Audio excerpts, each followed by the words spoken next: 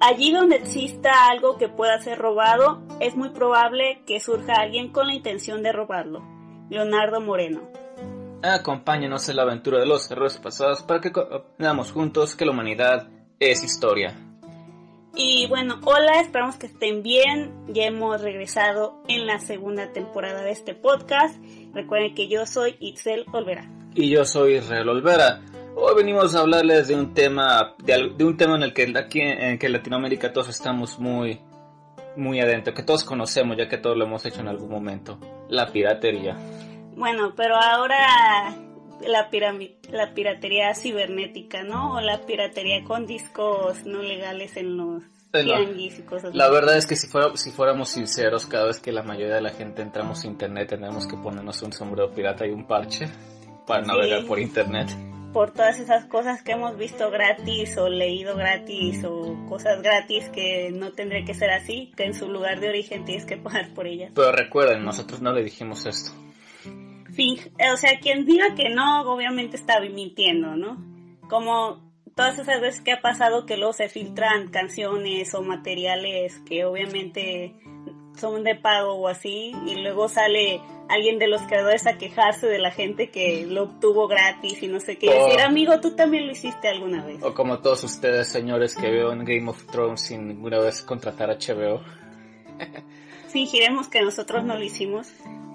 Pero pues así es la vida, ¿no? La historia de la piratería ha estado desde que el humano aprendió a navegar, así que es mucho más vieja. No se crean que solo, aunque sea más conocida y popular la que vamos a hablar hoy, obviamente viene de mucho antes y hay muchos otros piratas conocidos a lo largo de la historia en otros lugares, pero ahora nos enfocaremos con la que es la más conocida, ¿no? La época de Jack Sparrow, la era dorada de la piratería. En el Caribe.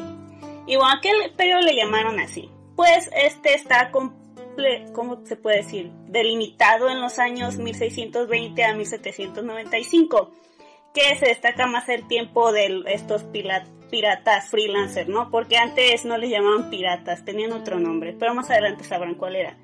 Pero, como mencionamos, no siempre fueron por su cuenta, ya que durante un periodo de tiempo, pues todos estos tuvieron su permiso de distintos imperios y más precisamente los imperios que estaban enojados con los españoles por no dar un trocito de lo que se robaban, que diga, de lo que tenían ahora en sus conquistas, ¿no? Y literalmente les daban permiso para saquear a los españoles, así tal cual. Y bueno, no eran los únicos, solo por llamarles piraterías, quedarse corto, porque no solo robaban, ¿verdad?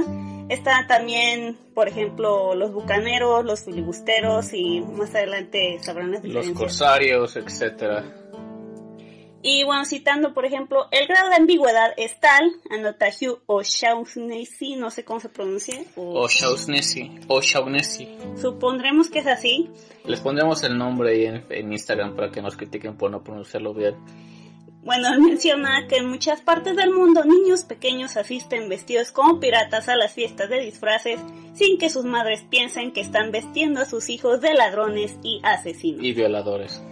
Sí, los peores también eran violadores. Y bueno, antes de hablar bien sobre todo este tema, ¿cómo es que prosperó todo este tiempo? Bueno, primero, pues como dicen, debe haber muchos jóvenes o gente con todas sus fuerzas aptas para dedicarse a esto, ¿no? Que eran preferiblemente marineros, que obviamente no tenían un trabajo como tal y que estaban muy desesperados por ganarse la vida. Ya saben, todos comienzan así, ¿no? Luego les gusta eso de obtener todo por la fuerza sin que realmente trabajar por ello y pues prosperan aún más. También así es como debe haber también rutas de transporte, comercio, llenas de barcos como los que había de los españoles, con un montón de pasajeros y bienes buenos para robar, y obviamente toda esta carga era muy valiosa, y estos piratas pues también tenían ya acceso a armas y barcos para dedicarse tal cual a robar, ¿no? Y así es como si se cumplen todas estas condiciones, como eran en los 1700 mayormente, y la más conocida es como la piratería se volvió muy común en las aguas, sobre todo acá de las americanas, pero también había robos allá por Europa, ¿no? Había mucho robo en Europa, como ya lo mencionaste, de los ingleses, que siempre estuvieron enojados con la pinche armada española. siempre, o sea, los ingleses nada más buscaban si estar peleados con Francia o con España. En ese tiempo era con España. Francia estaba en ese periodo de 1600-1700, estaba en todo otro rollo. Creo que en algún momento de ese periodo los franceses intentaban invadir las Islas Británicas cuando Napoleón, pero esa es otra historia.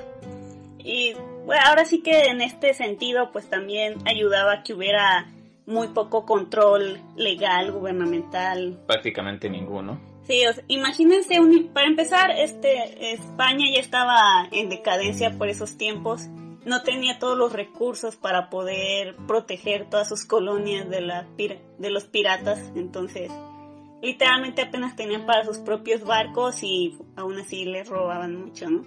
Así es como, siendo un nuevo mundo, pues era una parte fundamental de donde venía todo el poder de España en este caso y de parte de Inglaterra, ¿no?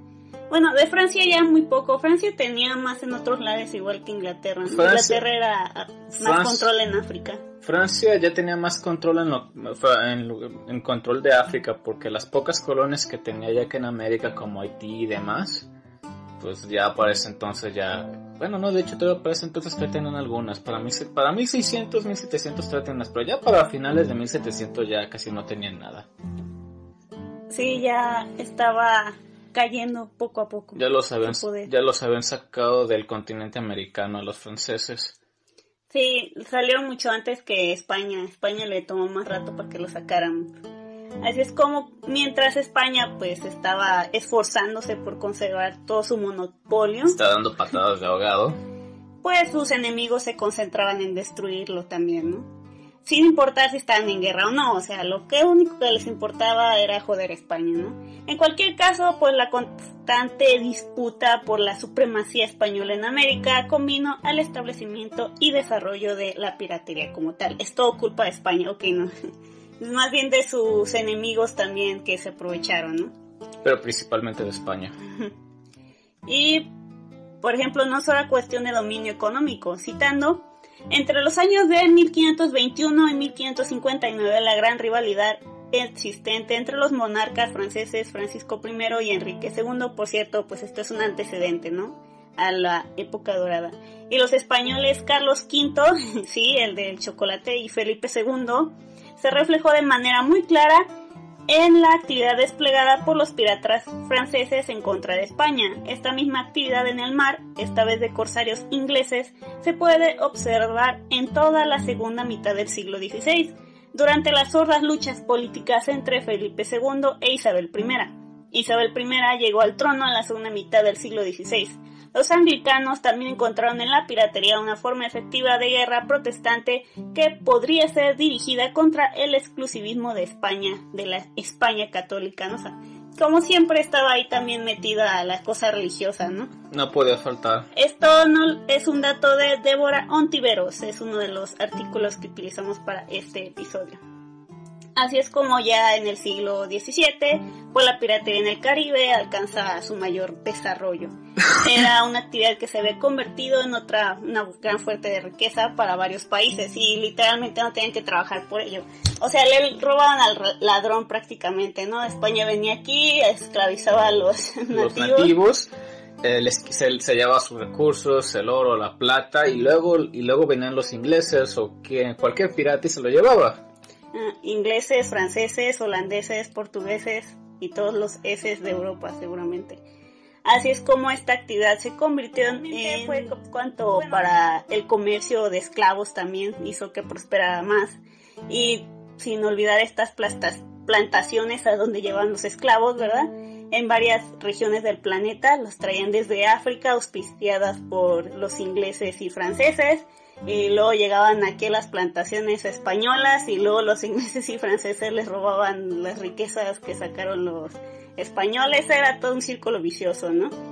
Era todo esto secuela de las guerras de los 30 años en Europa, por ejemplo, que fue de los 1600 al 18 y 1648.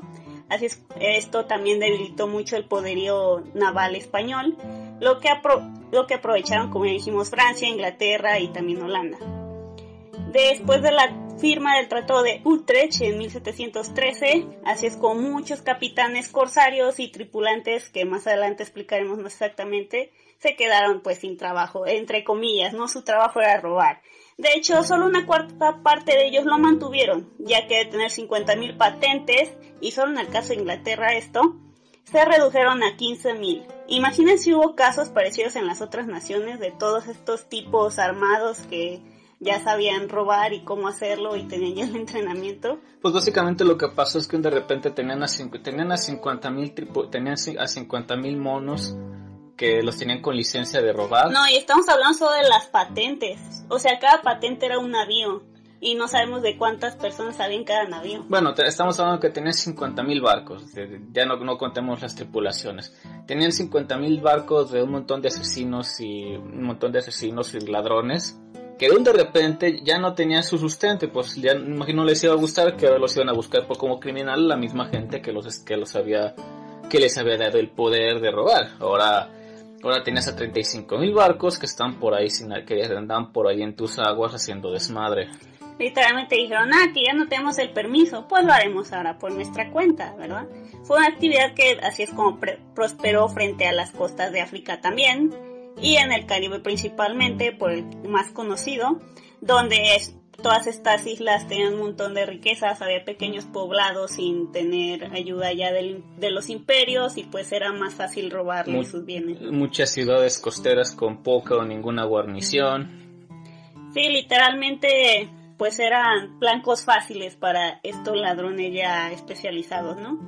Así es que aunque no fueron la piedra angular en el arco de la expansión atlántica, los ladrones de mar sí ayudaron a que incluso muchos de estos metales y toda esta riqueza se repartieran, ¿no?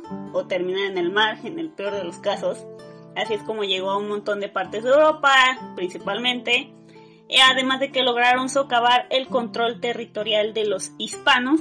Así es como lograron distintos puntos de penetración en zonas inmediatas a la riqueza. Así es como llegaron a una redefinición del espacio atlántico. Estas no son mis palabras, lo estoy citando, como pueden notar. Y ahora se preguntarán, ¿por qué esta gente prefería esta vida? Los marineros en esa época, en el siglo XVIII, tenían una opción. Por unirse a la marina, trabajar en un barco mercante o convertirse en piratas o corsarios.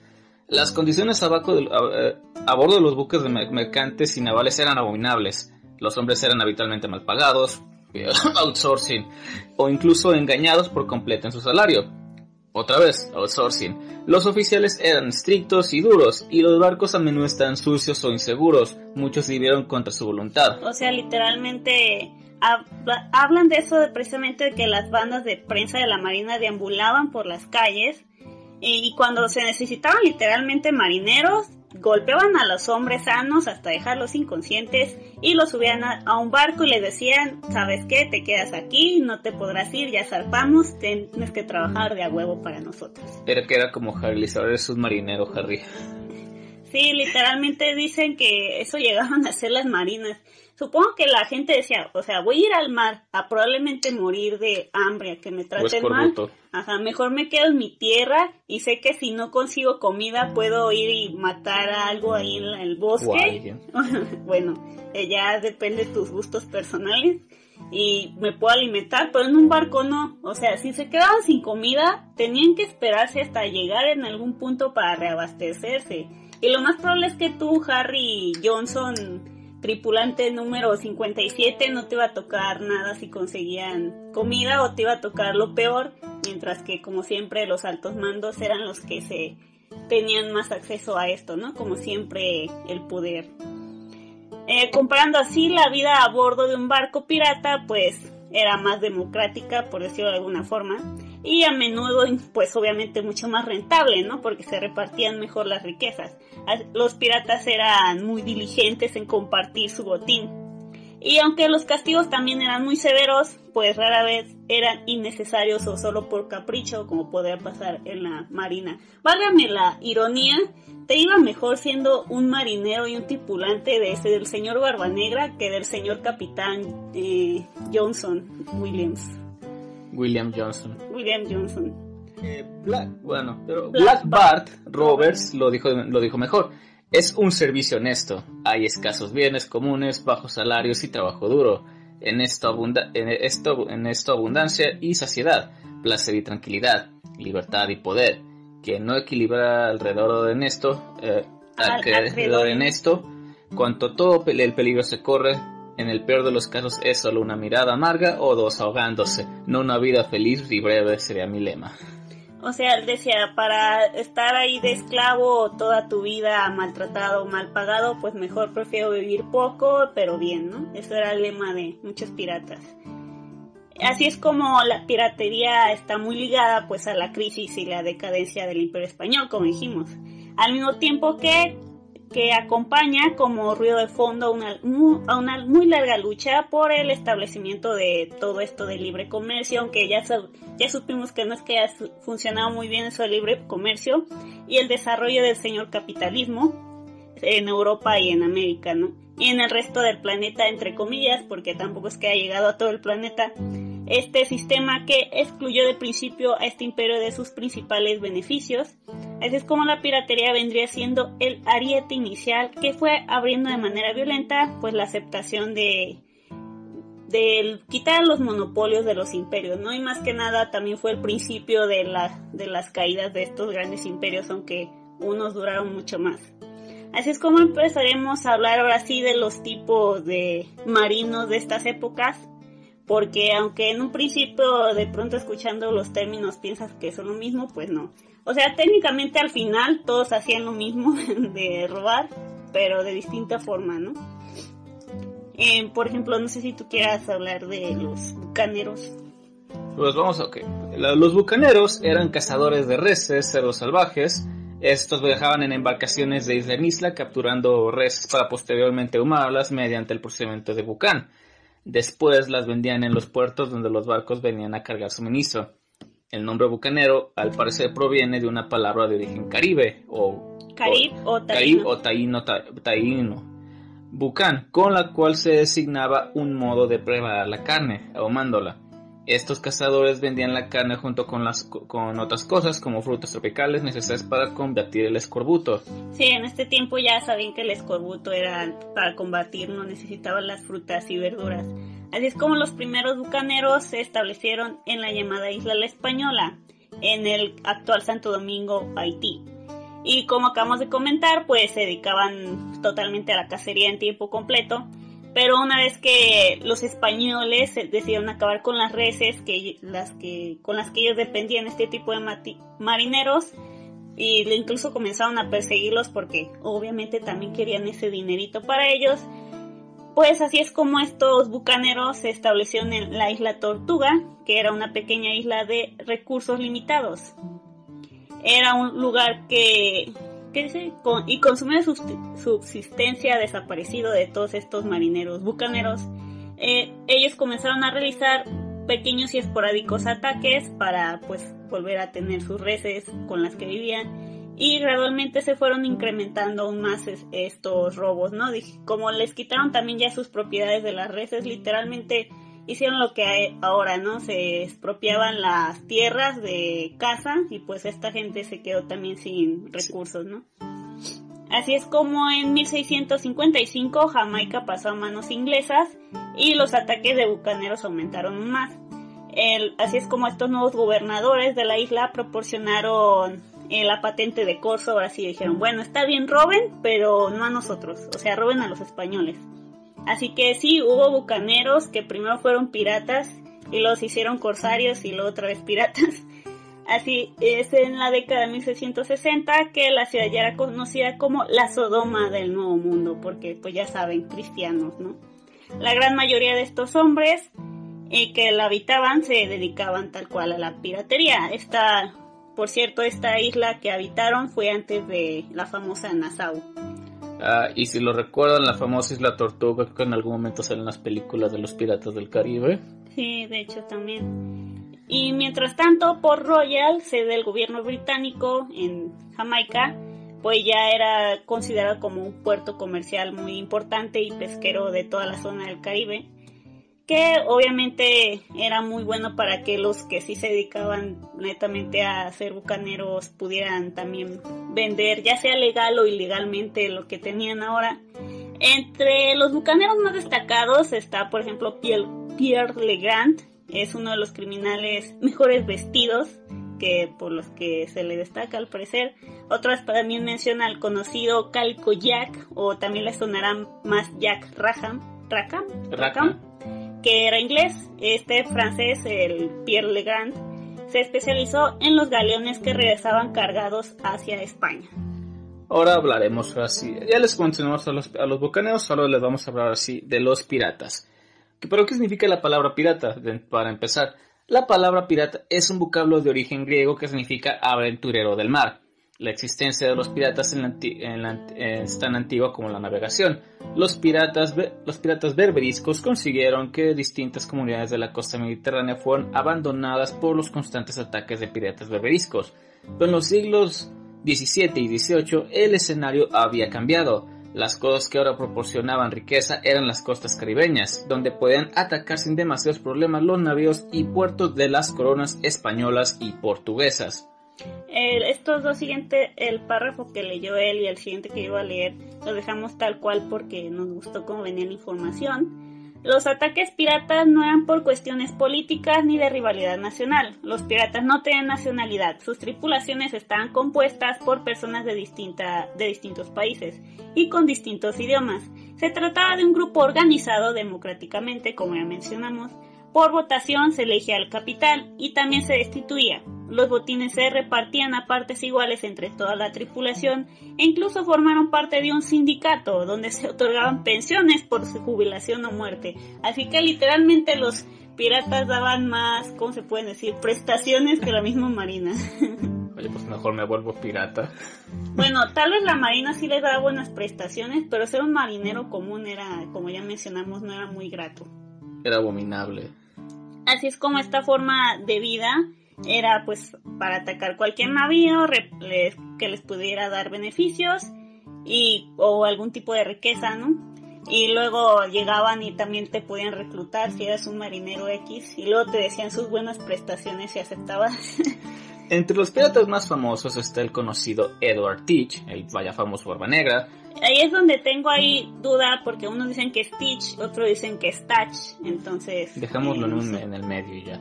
Quien aprovechaba su aspecto para crear terror a bordo de su barco, el Queen Anne's Revenge, o para los españoles, la venganza de la reina Ana. Uh-huh. Bartholomew Roberts, el que ya mencionamos, el Bart negro, Black Bart, suena como un villano de los Simpson, uh-huh. El que dieron vida en Piratas del Caribe. Por cierto, también estaba Benjamin Hornigon, con su genial y original barco llamado Benjamin. Sí, este señor era un corsario que luego se hizo pirata, pero lo curioso del señor Benjamin es de que aún navegaba con la bandera de que aún lo hacía por su país y... Era gringo, ¿no? No, era inglés. No bueno, pero también iba de que lo hago por mi país. La libertad. Ajá. Pero bueno, ya no tenía literalmente la patente, así que... Era ilegal lo que estaba haciendo. Ahora hablaremos de los corsarios, que eran otro tipo de delincuentes, solo que estos le tenían licencia. Los corsarios, pues ya dependían de quién recibieran el permiso para saber de qué nación los veía como héroes, ¿no? Porque como dijimos, tal vez un gran corsario inglés para los españoles era un maldito loco pirata inglés. Y así es como dijimos eran pues delincuentes con permiso. Así es como los corsarios se denominaban tanto a la nave como al personal que los manejaban. Estos navegaban bajo esta dichosa patente de corso, y es decir que tenían la autorización tal cual de su rey para poder atacar a barcos como en puertos o cualquier punto marítimo que fuera de importancia al que le puedan sacar provecho. En este periodo de la historia, la América colonial pues está dominada por los señores de España y un poco por Portugal en menor medida. Lo que es curioso porque pues ya saben, los ingleses también tenían aquí sus colonias, pero pues al parecer no eran suficientes, España tenía muchas más. Mientras que colonias como Francia, Inglaterra y Holanda, fuera del reparto mayoritario, autorizaron a distintas naves para atacar los territorios bajo protección de los españoles o los portugueses. Así es como ellos obtenían su papelito de que Simón puede robar, con la condición de que esta persona, obviamente un hombre, debía entregarle a quien concedía esta patente parte de lo que lograba capturar, generalmente un 10%. Oye, esa es una comisión muy baja, así que podía reportar menos como se hace hoy en día y no dar el 10%. Haces una transacción de bolsillo. Oye, pero solo hicimos esto y solo das el 10% de lo que reportas y te quedas tú con todo lo demás. Así es como muchos de estos corsarios pues también se hicieron ricos, ¿no? Obviamente se embolsaban un buen para ellos mismos. Así es como estas patentes tenían sus raíces en el llamado derecho de represalias, o sea, en esa ley se basaban para dar estas patentes.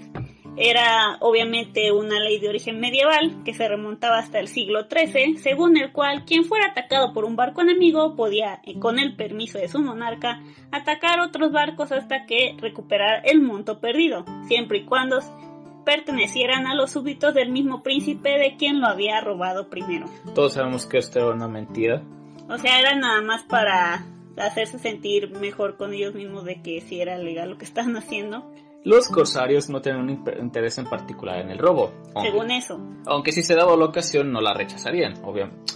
Están mintiendo otra vez. La misión más importante era entorpecer el comercio y la prosperidad de los países que tradicionalmente han sido enemigos, interceptando todo barco cargado de riquezas que pretendiera llegar a Europa. Muchas de estas riquezas servían para pagar distintas guerras que España mantenía fundamentalmente con Inglaterra. O sea, literalmente robaban para seguir manteniendo la guerra, ¿no? Y así es como también se justificaban. Y bueno, otros de los corsarios destacados están, por ejemplo, el señor Sir Francis Drake, que también le fue muy bien en su tiempo, ya que no solo pudo robar legalmente, sino que la propia Isabel I, escuchen esto, fue quien lo nombró Sir. Fue alcalde también y miembro del parlamento. Miren, así es como comenzaron a convertirse los piratas y los ladrones en políticos. Cargos públicos. Mira, ya sabemos de dónde viene todo esto. Así es como también estaba el señor Walter Raleigh, o no sé cómo se pronuncia. Raleigh. Que según Wikipedia lo describe como marino, corsario, escritor, cortesano y político inglés. Qué buena descripción. Que popularizó el tabaco en Europa. Y también está el señor Henry Morgan, quien tiene también una historia muy interesante y larga, pero pues él sería ya hablar más profundamente para después. Por cierto, en la isla de San Andrés, en Colombia, existe la llamada Cueva de Morgan, donde se cree que este señor enterró uno de sus mayores tesoros todavía no encontrados. Ya saben, así es como empezaron las leyendas de los tesoros piratas. También existió el corsario español, al parecer el canario Amaro Pargo, quien dominó la ruta de las naves que viajaban entre Cádiz y el Caribe, protegiendo a los navíos españoles, y así es como atacaba a los enemigos que ahora que estaban en manos del primer rey Borbón Felipe V. Y bueno, por ejemplo, pues él ahí tiene su sepulcro familiar en la iglesia del convento de Santo Domingo, donde descansan los restos de este corsario Amaro Rodríguez Felipe. Del Amaro Pargo. Y bueno, ahí voy a ver si le subo la foto de ese lugar, pero qué curioso, ¿no? La iglesia teniendo sepultura de un corsario le hace un pirata asesino. Un pirata español. Y tal cual le tiene ahí su marca de pirata con el cráneo y los dos huesos. Hasta aquí quedaría esta primera parte. Recuerden que todo el episodio ya está en ebooks, Apple Podcast, Google Podcast y Spotify, totalmente ya terminado, pero recuerden que aquí vamos desfasados con los episodios. Así que bueno, igualmente dentro de unos días ya tendrán la segunda parte, por si quieren esperarse a verlo así ya con imágenes y todo. Hasta el siguiente video. Chao.